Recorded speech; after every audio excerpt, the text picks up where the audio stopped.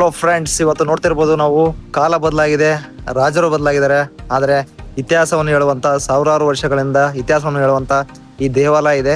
ನನ್ನಿಂದ ನೋಡ್ತಿರ್ಬೋದು ನೀವು ರಾಯಚೂರು ಜಿಲ್ಲೆಯ ಸಿರವಾರ ತಾಲೂಕಿನ ಬಾಗಲವಾಡ ಗ್ರಾಮದಲ್ಲಿರುವಂತ ಒಂದು ಶಂಕರಲಿಂಗೇಶ್ವರ ಟೆಂಪಲ್.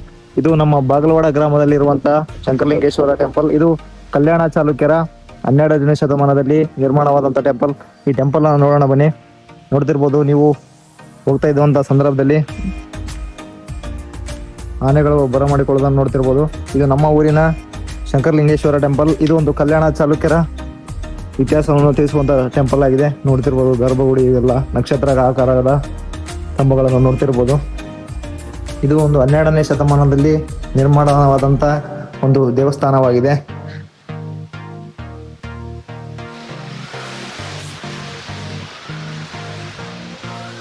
ನಮ್ಮ ಊರಿನಲ್ಲಿ ಒಂದು ಇತಿಹಾಸವನ್ನು ಸೃಷ್ಟಿ ಮಾಡುವಂತ ಒಂದು ಟೆಂಪಲ್ಗಳಿವೆ. ನೆಲಗುಡಿ ಆಗಿರ್ಬೋದು, ಶಂಕರಲಿಂಗೇಶ್ವರ ದೇವಸ್ಥಾನ ಆಗಿರ್ಬೋದು, ಅದು ಇದರ ಪಕ್ಕದಲ್ಲಿ ಇನ್ನೊಂದು ಟೆಂಪಲ್ ಇದೆ, ಆ ಒಂದು ಟೆಂಪಲ್ ಆಗಿರ್ಬೋದು. ಈ ಎಲ್ಲ ಟೆಂಪಲ್ಗಳು ಕಲ್ಯಾಣ ಚಾಲುಕ್ಯರ ಒಂದು ಕಾಲದಲ್ಲಿ 12ನೇ ಶತಮಾನದಲ್ಲಿ ನಿರ್ಮಾಣವಾದಂಥ ಟೆಂಪಲ್ಗಳು ಇವೆಲ್ಲ.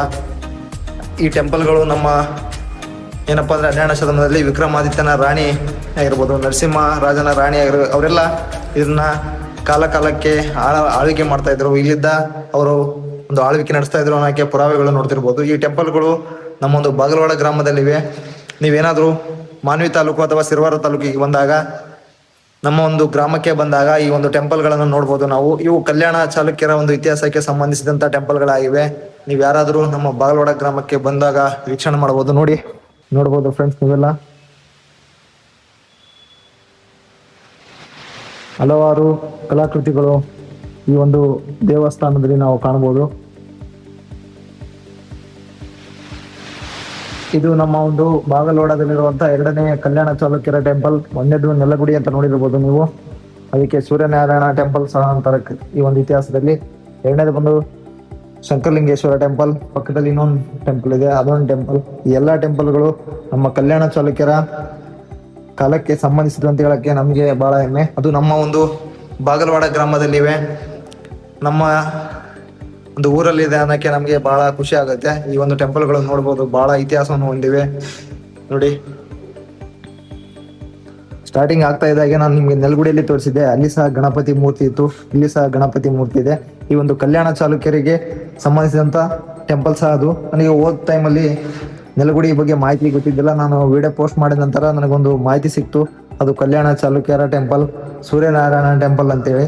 ಆಮೇಲೆ ಅದಕ್ಕೆ ಒಂದು ಮಾಹಿತಿ ಹುಡುಕ್ತಾ ಹೋದಾಗ ಈ ಒಂದು ಮಾಹಿತಿ ಸಹ ಸಿಕ್ತು. ಈ ಶಂಕರಲಿಂಗೇಶ್ವರ ಟೆಂಪಲ್ ಸಹ ಕಲ್ಯಾಣ ಚಾಲುಕ್ಯರ ಟೆಂಪಲ್ಲೇ ಅಂತ ಗೊತ್ತಾಯಿತು. ಅವರ ಒಂದು ವಾಸ್ತುಶಿಲ್ಪವನ್ನು ನೋಡಿದಾಗ ಗೊತ್ತಾಗುತ್ತೆ ಇದು ಕಲ್ಯಾಣ ಚಾಲುಕ್ಯರ ಟೆಂಪಲ್ ಅಂತ. ನೋಡಿದಿರ್ಬೋದು, ಒಳಗಡೆ ಶಿವಮೂರ್ತಿ ಇದೆ, ಅಲ್ಲಿ ಸಹ ನಂದಿ ಮೂರ್ತಿ ಇತ್ತು, ಇಲ್ಲಿ ಸಹ ನಂದಿ ಮೂರ್ತಿ ಇದೆ. ನೋಡ್ತಿರ್ಬೋದು, ಗಮನಿಸ್ಬೋದು ನೀವು. ನಾವು ನೋಡೋಣ ಈ ಒಂದು ಟೆಂಪಲ್ ಆದಷ್ಟು ಎಲ್ಲ ನೋಡ್ಬೋದು. ಇಲ್ಲಿ ನೋಡಿ, ಕೆತ್ತನೆಗಳಿವೆ, ಆದರೆ ಈಗೆಲ್ಲ ಸುಣ್ಣ ಗಿಣ ಬಡದ್ರಿಂದ ಎಲ್ಲ ಪ್ಲೇನ್ ಆಗಿವೆ, ಏನೋ ಗೊತ್ತಾಗ್ತಾ ಇಲ್ಲ. ಈಗ ನಮ್ಮೂರಿನ ಒಂದು ಬಸ್ ಸ್ಟ್ಯಾಂಡಿಂದ ನಾವು ಸ್ವಲ್ಪ ಡೌನಲ್ಲಿ ಇಳಿದ್ರೆ ಬರುವಂಥ ಮೊದಲನೇ ಟೆಂಪಲ್ ಈ ಶಂಕರಲಿಂಗೇಶ್ವರ ಟೆಂಪಲ್ ಆಗಿರುತ್ತೆ. ನೋಡಿ ಫ್ರೆಂಡ್ಸ್, ನೋಡ್ಬೋದು ಯಾವ ರೀತಿ ಒಂದು ಕಲ್ಲಿನಲ್ಲಿ ಕೆತ್ತನೆಗಳಾಗಿವೆ. ಇದು ಒಂದು ಕೆತ್ತನೆಯ ಈ ಒಂದು ಟೆಂಪಲ್ ಏನಪ್ಪಾ ಅಂದ್ರೆ ಗಾರೆ ಕಲ್ಲಿನಿಂದ ಆದಂತ ಒಂದು ಟೆಂಪಲ್ ಆಗಿದೆ. ಇದಕ್ಕೆಲ್ಲ ಬಳಪದ ಕಲ್ಲುಗಳನ್ನೆಲ್ಲ ಬಳಸವ್ರೆ ಈ ಒಂದು ಕೆತ್ತನೆಗೆ. ನೋಡ್ತಾ ಇರಬಹುದು, ಇಲ್ಲಿ ಸಹ ನಂದಿ ಮೂರ್ತಿಯನ್ನು ನಾವು ಕಾಣಬಹುದು. ನಾವು ನೆಲಗುಡಿ ಅಂದ್ವಲ್ಲ, ಆ ಒಂದು ಟೆಂಪಲ್ ಸಹ ಅಲ್ಲಿನೂ ಕಾಣಬಹುದು. ಯಾವುದೋ ಒಂದು ಮೂರ್ತಿ ಕೆತ್ತವ್ರೆ, ಅದ್ಭುತವಾಗಿದೆ ನೋಡಿ. ಈಗೆಲ್ಲ ಪೇಂಟ್ ಗಿಂಟ್ ಹೊಡೆದರಿಂದ ಏನು ಕಾಣ್ತಾ ಇಲ್ಲ. ಇದು ಕುದುರೆ ಆಗಿರ್ಬೋದು, ಇದನ್ನು ಕುದುರೆ ಏನೇನೋ ಇದೆ, ನವಿಲು, ಆನೆ ಚಿತ್ರ ಇದೆ. ಇಲ್ಲಿ ಬಾತುಕೋಳಿ ಏನೇನು ಅನ್ಸುತ್ತೆ, ಇಲ್ಲಿ ಸಹ ಆನೆ ಇದೆ. ಎಲ್ಲ ಪೇಂಟ್ ಹೊಡೆದ್ರಿಂದ ಏನೋ ಗೊತ್ತಾಗ್ತಿಲ್ಲ ಫ್ರೆಂಡ್ಸ್, ಅಷ್ಟು ನನಗೆ. ನೋಡ್ತಾ ಇರ್ಬೋದು, ಕುದುರೆ ಏನೋ ಗೊತ್ತಾಗ್ತಾ ಇಲ್ಲ, ಇಲ್ಲಿ ಮನುಷ್ಯ ತಳ್ತಾ ಇರುವಂತ ಚಿತ್ರ ಕಾಣುತ್ತೆ.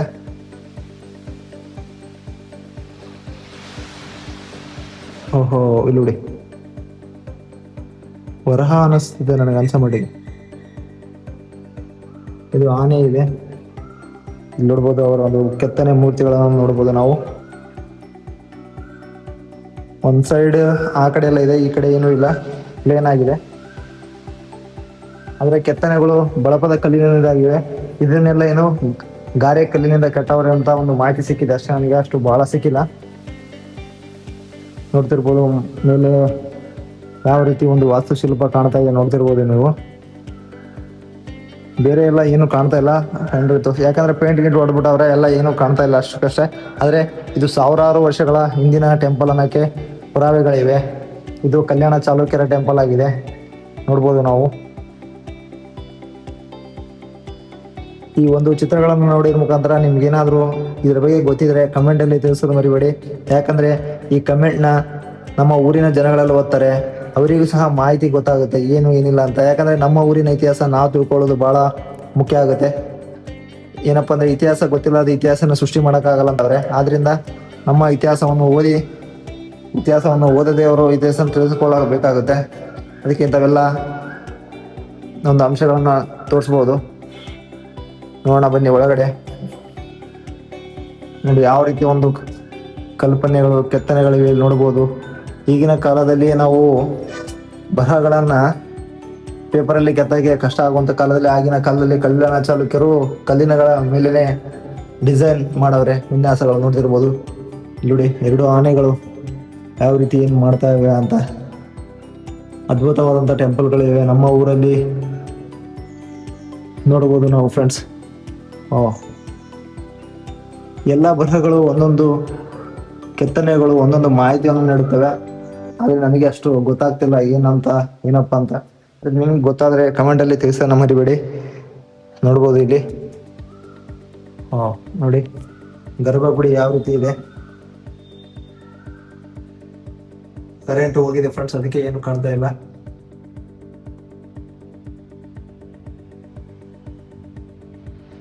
ಸಾವಿರಾರು ವರ್ಷಗಳ ಇತಿಹಾಸನ ಹೊಂದಿದಂತಹ ಶಂಕರಲಿಂಗೇಶ್ವರ ಟೆಂಪಲ್ ಇದು.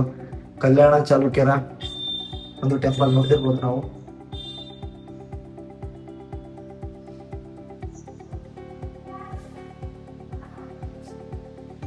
ನೋಡಿ ಕಲ್ಯಾಣ ಚಾಲುಕ್ಯರ ಒಂದು ಟೆಂಪಲ್ ಯಾವ ರೀತಿ ಇದೆ ಅಂತ.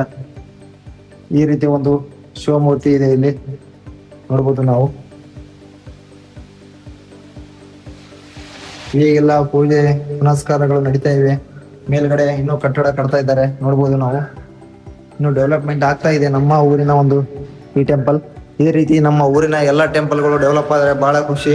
ಯಾಕಂದ್ರೆ ನಾವು ನೆಲಗುಡಿನ ನೋಡಿದ್ದೀವಿ ಹೋದ ಒಂದು ಸಂಚಿಕೆಯಲ್ಲಿ. ಆ ಒಂದು ಟೆಂಪಲ್ ಸಹ ಬಹಳ ಒಂದು ಮಹತ್ವವುಳ್ಳಂಥ ಟೆಂಪಲ್. ಇದೇ ಒಂದು ಕಾಲಕ್ಕೆ ಕಲ್ಯಾಣ ಚಾಲುಕ್ಯರ ಒಂದು ಕಾಲಕ್ಕೆ ಸಂಬಂಧಿಸಿದಂಥ ಟೆಂಪಲ್. ಅದು ಸಹ ಈ ರೀತಿ ಡೆವಲಪ್ ಆಗುತ್ತೆ. ಮೇಲ್ಗಡೆ ಕಟ್ತವ್ರೆ. ಈ ರೀತಿ ಸ್ವಲ್ಪ ಇನಾಗ್ರೇಷನ್ ಮಾಡಿದರೆ, ದುರಸ್ತಿ ಕಾರ್ಯಗಳನ್ನೆಲ್ಲ ಮಾಡಿದರೆ ಟೆಂಪಲ್ ಉಳಿಯುತ್ತೆ ಅನ್ನೋಕ್ಕೆ ಕಾರಣ. ನೋಡಿ ಯಾವ ರೀತಿ ಕೆತ್ತನೆಗಳಿವೆ. ಸಾವಿರಾರು ವರ್ಷಗಳ ಟೆಂಪಲ್ಗಳು ಇದು. ಸಾವಿರಾರು ವರ್ಷಗಳ ಟೆಂಪಲ್ ನೋಡಿ ಯಾವ ರೀತಿ ಇದೆ. ಈಗಿನ ಕಟ್ಟಡಗಳು, ಈಗಿನ ಇಂಜಿನಿಯರ್ಗಳು ಕಟ್ಟಿದಂಥ ಕಟ್ಟಡಗಳು 10-20 ವರ್ಷಕ್ಕೆ ಬಿದ್ದು ಹೋಗ್ತಾ ಇವೆ. ಆದರೆ 12ನೇ ಶತಮಾನದಲ್ಲಿ ಕಟ್ಟಿದಂಥ ಶಂಕರಲಿಂಗೇಶ್ವರ ಟೆಂಪಲ್ ನಮ್ಮ ಬಾಗಲವಾಡದಲ್ಲಿ ಅಚ್ಚಳಿಯದೆ ಆಗಿ ಉಳಿದಿದೆ ಅನ್ನೋಕ್ಕೆ ಆಗಿನ ವಾಸ್ತುಶಿಲ್ಪಿಗಾರರ ಕೈ ಚಳಕನ್ನು ನಾವು ಗಮನಿಸಬಹುದಾಗಿದೆ. ನೋಡ್ಬೋದು ನಾವಿಲ್ಲಿ ನೋಡಿ ಇನ್ನು ಅಚ್ಚಳಿಯದಾಗಿ ಯಾವ ರೀತಿ ಒಂದು ಕಲಾಭಾರಗಳನ್ನು ನಾವು ನೋಡ್ತಾ ಇದ್ದೀವಿ. ಈ ಕಲ್ಯಾಣ ಚಾಲುಕ್ಯರು ನಮ್ಮ ಒಂದು ಬಾಗಲವಾಡ ಗ್ರಾಮದಲ್ಲಿ ಕಟ್ಟಿರುವಂಥ ಟೆಂಪಲ್ ಇದು. ನಮ್ಮೂರಲ್ಲಿ ಹಲವಾರು ಶಾಸನಗಳು ದೊರಕಿವೆ. ಆ ಶಾಸನಗಳ ಸಾಕ್ಷಿಯಿಂದ ನಾವು ಇದು ಕಲ್ಯಾಣ ಚಾಲುಕ್ಯರ ಟೆಂಪಲ್ ಅಂತ ನೋಡ್ಬೋದು. ಎಲ್ಲ ವಾಸ್ತುಶಿಲ್ಪಗಳನ್ನು ಗಮನಿಸುವಂಥ ಇತಿಹಾಸಕಾರರಿಗೂ ಗೊತ್ತಾಗುತ್ತೆ ಇದು ಕಲ್ಯಾಣ ಚಾಲುಕ್ಯರ ಟೆಂಪಲ್ ಅಂತ. ನೋಡ್ಬೋದು ಈ ಕಡೆ ನಾಗದೇವತೆಗಳ ಒಂದು ಮೂರ್ತಿಗಳನ್ನು ಕಾಣ್ತೀವಿ.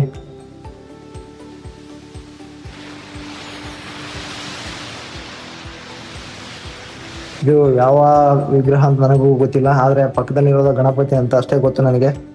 ಇಲ್ಲಿ ನೋಡ್ಬೋದು ಎಲ್ಲ ಒಂದು ಕಡೆ ಕೆತ್ತನೆಗಳು ಯಾವ ರೀತಿ ಇದೆ ಅಂತ.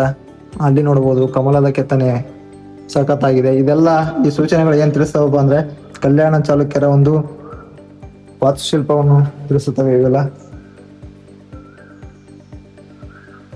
ನೋಡ್ಬೋದು ನೀವು ಈ ಟೆಂಪಲ್ ಇತ್ತೀಚೆಗೆಲ್ಲ ಮುನ್ನೆಲೆಗಿದೆ, ಗೊತ್ತಾಗಿದೆ. ಹೊರಗಡೆ ಇದೆ ಅಂದ್ರೆ ಗೊತ್ತಾಗಿದೆ, ಆದರೆ ನೆಲಗುಡಿ ಅನ್ನೋ ಅಂತ ಗುಡಿ ಏನಿದೆ ಅದು ಅಷ್ಟು ಹೊರಗಡೆ ಇಲ್ಲ, ಬಹಳ ಜನಕ್ಕೆ ಗೊತ್ತಾಗಿಲ್ಲ. ನನ್ನ ಒಂದು ವಿಡಿಯೋ ನೋಡಿದ ಮೇಲೆ ಜನರಿಗೆ ಗೊತ್ತಾಗಿರ್ಬೋದು. ಈ ಗುಡಿನ ಯಾವ ರೀತಿ ಡೆವಲಪ್ಮೆಂಟ್ ಮಾಡ್ತಾ ಇದ್ದೀರಾ ಆ ಗುಡಿನ ಸಹ ಇದರಂಗೆ ಡೆವಲಪ್ಮೆಂಟ್ ಮಾಡಿ. ಯಾಕಂದ್ರೆ ನಮ್ಮ ಇತಿಹಾಸಗಳನ್ನ ನಾವು ಉಳಿಸ್ಬೇಕಾಗತ್ತೆ. ನಮ್ಮ ಊರಿನಲ್ಲಿ ಇಷ್ಟು ಕಲ್ಯಾಣ ಚಾಲುಕ್ಯರು ಅಂದ್ರೆ ಸಣ್ಣ ಮಾತಲ್ಲ ಇವರು, ಅಂತ ಒಂದು ದೊಡ್ಡ ಮನೆತನ, ನಮ್ಮ ಕನ್ನಡದ ಮನೆತನ. ಅವರು ಬಂದು ಇಲ್ಲಿ ಆಳವ್ರೆ ಅಂದ್ರೆ ಸಣ್ಣ ಮನೆತನ ಅಲ್ಲ ಅದು. ಆ ಒಂದು ಇತಿಹಾಸವನ್ನು ನಾವು ಉಳಿಸ್ಕೊಳ್ಳೋಕ್ಕಾಗುತ್ತೆ ನೋಡಿ.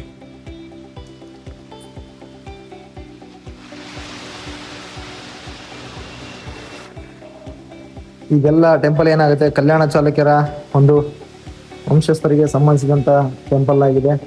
ನೀವು ಯಾರಾದರೂ ನಮ್ಮ ಒಂದು ಬಾಗಲವಾಡ ಗ್ರಾಮಕ್ಕೆ ಬಂದಂಥ ಸಂದರ್ಭದಲ್ಲಿ ಜಸ್ಟ್ ಬಸ್ ಸ್ಟ್ಯಾಂಡಿಂದ 5 ಮಿನಿಟ್ಸ್ ಒಳಗಡೆ ಈ ಒಂದು ಟೆಂಪಲ್ ದೊರಕುತ್ತೆ ನಿಮಗೆ. ನೋಡಿ ಒಂದು ಕಲ್ಯಾಣ ಚಾಲುಕ್ಯರ ಟೆಂಪಲನ್ನು ಎಂಜಾಯ್ ಮಾಡ್ಬೋದು, ನೀವು ದರ್ಶನ ಪಡ್ಕೊಂಡು ಹೋಗ್ಬೋದು. ಯಾಕಂದರೆ 1000 ವರ್ಷಗಳ ಹಿಂದಿನ ಒಂದು ಟೆಂಪಲ್ ಇದು.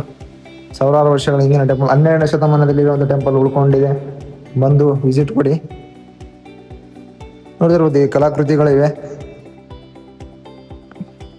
ಆನೆಯನ್ನು ಛೇದಿಸುವಂಥದ್ದಿರ್ಬೋದು, ಏನೇನೋ ಇದೆ, ಕುದುರೆ ಇದೆ.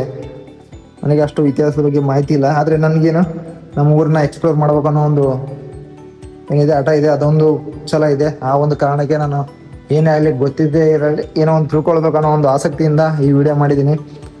ಈ ವಿಡಿಯೋ ನಿಮ್ಗೇನಾದರೂ ಇಷ್ಟ ಆದರೆ ಲೈಕ್ ಮಾಡಿ, ಶೇರ್ ಮಾಡಿ, ಸಬ್ಸ್ಕ್ರೈಬ್ ಮಾಡಿ, ಮತ್ತು ನಿಮ್ಮ ಒಂದು ಫ್ರೆಂಡ್ಸ್ಗಳಿಗೆ ಇದನ್ನು ಶೇರ್ ಮಾಡಿ. ಯಾಕಂದರೆ ಮಾಹಿತಿ ಎಷ್ಟು ಹರಿದಾಡುತ್ತೋ ಅಷ್ಟು ಹೆಚ್ಚಾಗುತ್ತೆ ಅನ್ನೋಕ್ಕೆ ಇದೇ ಒಂದು ಸಾಕ್ಷಿ. ನೋಡ್ಬೋದು ನಮ್ಮ ಊರಲ್ಲಿರುವಂಥ ಒಂದು ಮಾಹಿತಿಯನ್ನು ಎಕ್ಸ್ಪ್ಲೋರ್ ಮಾಡಿ ಜನಗಳಿಗೆ ಗೊತ್ತಾಗಲಿ, ಇನ್ನೂ ನಮ್ಮ ಊರು ಹೆಚ್ಚಿನಾಗಿ ಪ್ರಸ್ತುತಿ ಪಡೀಲಿ ಅನ್ನೋಕ್ಕೆ ನನ್ನ ಒಂದು ಚಿಕ್ಕ ಒಂದು ಸಹಾಯ ಅಂತ ಅನ್ಬೋದು.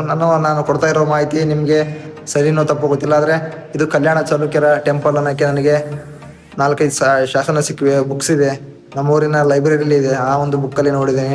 ಇದರಿಂದ ರಾಯಚೂರು ಯೂನಿವರ್ಸಿಟಿಯಲ್ಲಿ ಇದರ ಮೇಲೆ ಪ್ರಾಜೆಕ್ಟ್ ವರ್ಕ್ ಆಗಿದೆ ನಮ್ಮ ಊರ ಮೇಲೆ, ಅದನ್ನು ಗಮನಿಸ್ಬೋದು ನೀವು. ಆ ಒಂದು ನನ್ನ ಫ್ರೆಂಡೇ ಮಾಡವನೇ ಆ ಪ್ರಾಜೆಕ್ಟ್ ವರ್ಕ್, ಇತಿಹಾಸದ ವಿಭಾಗದಂತ. ಅವನ ಒಂದು ಬರಹಗಳಿಂದ ನಾನು ಇದೆಲ್ಲ ಮಾಹಿತಿ ಕಲೆಕ್ಟ್ ಮಾಡಿ ನಿಮ್ಗೆ ಹೇಳ್ತಾ ಇದ್ದೀನಿ. ನೋಡಿ, ನಿಮ್ಗೇನಾದರೂ ಸಮೀಪ ಇದ್ದರೆ ಬಂದು ಹೋಗಿ. ನಮ್ಮೂರಿನವರಾಗಲಿ ಯಾರೇ ಆಗಲಿ ಈ ವಿಡಿಯೋ ಗೊತ್ತಾಗಲಿ ಅನ್ನೋ ಒಂದು ಕಾರಣಕ್ಕಷ್ಟೇ ಮಾಡ್ತಾ ಇರೋದು ನಾನು. ಈ ವಿಡಿಯೋ ನಿಮಗೆ ಇಷ್ಟ ಆದರೆ ಲೈಕ್ ಮಾಡಿ ಮತ್ತು ಶೇರ್ ಮಾಡಿ, ನಿಮ್ಮ ಫ್ರೆಂಡ್ಸ್ಗಳ ಜೊತೆ ಹಂಚ್ಕೊಳ್ಳಿ. ಹೇಗಿತ್ತು ನಮ್ಮ ಒಂದು 1000 ವರ್ಷಗಳ ಶಂಕರಲಿಂಗೇಶ್ವರ ಟೆಂಪಲ್, ಕಲ್ಯಾಣ ಚಾಲುಕ್ಯರ ಟೆಂಪಲ್ ಅಂಬೋದನ್ನು ಕಮೆಂಟಲ್ಲಿ ತಿಳಿಸಿ. ಮತ್ತು ಇದಕ್ಕಿಂತ ನಿಮ್ಮ ಊರಿನ ಆಸುಪಾಸುಗಳಲ್ಲಿ ಯಾವುದಾದ್ರೂ ಟೆಂಪಲ್ ಇದ್ದರೆ ಅದರ ಬಗ್ಗೆ ಮಾಹಿತಿಗಳು ಕೂಡ ಕೊಡಿ.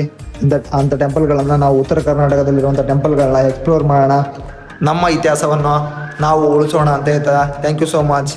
Take care, bye. ಇನ್ನು ನೆಕ್ಸ್ಟ್ ವಿಡಿಯೋದ ಮೂಲಕ ಇಂಥ ಒಂದು ವಿಡಿಯೋದ ಮುಖಾಂತರ ಬರ್ತೀನಿ ಅಂತ ಹೇಳ್ತೀನಿ. ಇಂಥದ್ದೇ ವಿಡಿಯೋದ ಮುಖಾಂತರ ನೆಕ್ಸ್ಟ್ ಎಪಿಸೋಡಲ್ಲಿ ಬರ್ತೀನಿ, ಕಾಯ್ತಾ ಇರಿ. Thank you so much. Take care, bye.